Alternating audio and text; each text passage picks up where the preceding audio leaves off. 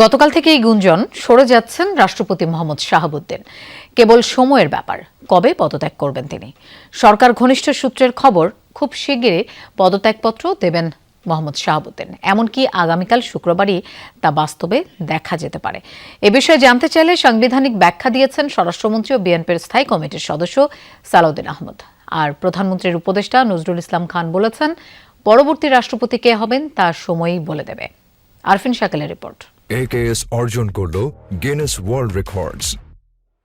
AKS প্রধানমন্ত্রীর পদত্যাগ।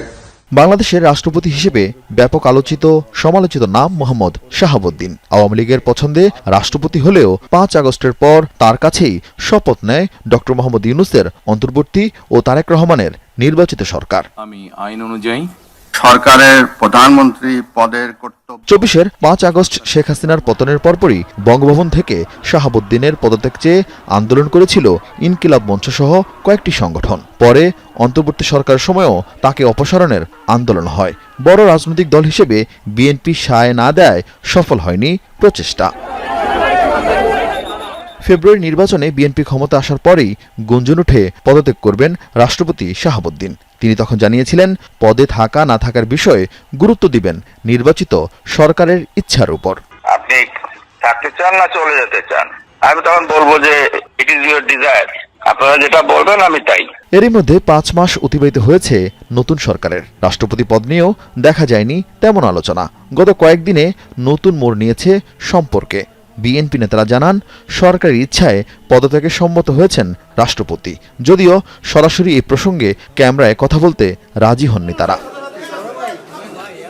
এ বিষয়ে জানতে চাওয়া হয় স্বরাষ্ট্রমন্ত্রীর কাছে। তিনিও সরাসরি বলেননি রাষ্ট্রপতি পদত্যাগ করতে যাচ্ছেন, তবে ব্যাখ্যা করেছেন সংবিধান 54 অনুচ্ছেদ উল্লেখ করে জানিয়েছেন, পদ শূন্য হলে কিংবা অনুপস্থিতি, অসুস্থতা বা অন্য কোনো কারণে দায়িত্ব পালনে অসমর্থ হলে নতুন রাষ্ট্রপতি নির্বাচিত না হওয়া পর্যন্ত দায়িত্ব পালন করবেন স্পিকার। রাষ্ট্রপতি সাংবিধানিকভাবে ইনি পদত্যাগ করতে চাইলে অথবা স্বাস্থ্যগত কারণে যে কোনো কারণে চাইলে তার সেটা অপশন আছে, কিন্তু আমরা তো জানি না। তিনি যদি পদত্যাগ করতে চান সাংবিধানিকভাবে সেটা মাননীয় স্পিকার বরাবর পদত্যাগপত্র দিতে হয়, এইটুকু নিয়ম আছে। সংবিধানের 123 অনুচ্ছেদ অনুযায়ী রাষ্ট্রপতি পদ শূন্য হলে 90 দিনের মধ্যে সংসদ সদস্যদের ভোটে নতুন রাষ্ট্রপতি নির্বাচন করতে হয়।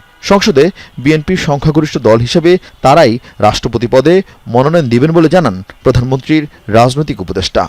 এটা করলে যা হয় কনস্টিটিউশন অনুযায়ী যা হবার তাই হবে। রাষ্ট্রপতি নির্বাচন হয় সংসদের সদস্যদের। ন্যাচারালি বিএনপি যাকে নমিনেট করবে সে রাষ্ট্রপতি হবে।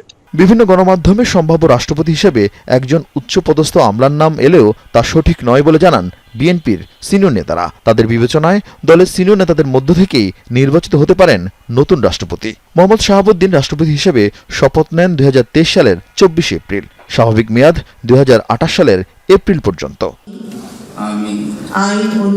আরিফিন শাকিল, যমুনা নিউজ, ঢাকা।